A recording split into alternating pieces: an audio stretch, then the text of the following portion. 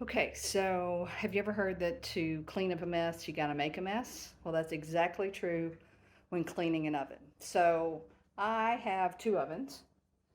My top oven is a self-cleaning oven.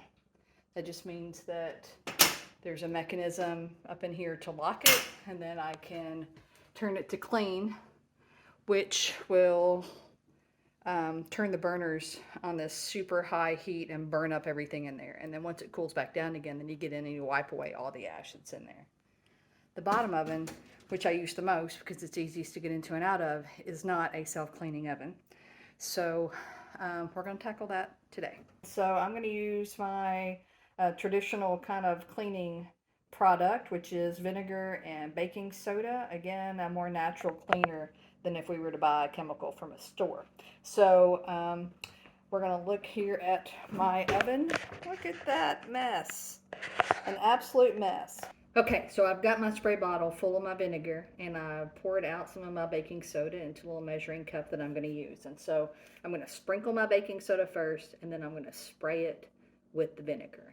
Okay, so I've got my baking soda, and I smeared it around kind of evenly on there, and then I sprayed it with my vinegar solution. So now I'm going to let it sit for about 15 minutes, and I'm going to come back and I'm going to start wiping it off, probably scrubbing a little bit, and see how it does. And then I might need to repeat the process. Okay, so it's been a few minutes. I spent some time working on the racks that go in the oven, and that required some steel wool. They were just a mess. So now I'm gonna see how the vinegar and the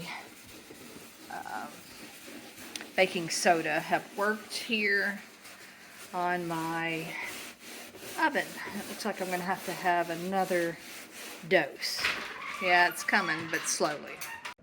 Okay, youngins, I'm all done cleaning my oven. Now, I'm going to show you the end result, but I have to say that I ended up making a paste of the baking soda and the vinegar to put onto the glass portion, the little window of my oven.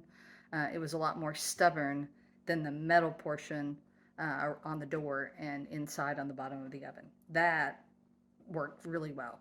But then I ended up having to use the paste and steel wool on the glass part. So let's look and see how that turned out. Alrighty, there we are. Look how nice and clean it all turned out. So, and when you clean your oven, not only do you end up making a mess in the oven that you got to clean up, but outside on the floor, there's going to be a mess as well. So you need to work on it as well. I've taken vinegar to the full outside to get all the fingerprints off and all the grease and all of that. So I'm pretty happy with the end result. Okay, so I hope you find this valuable. Can you see me in the reflection? So you are worth my time. You're definitely worth your own time. So if you need to clean your oven, don't put it off. You need to do it at least once every 6 months. I had neglected it and it was terrible. So I send you all a big hug today.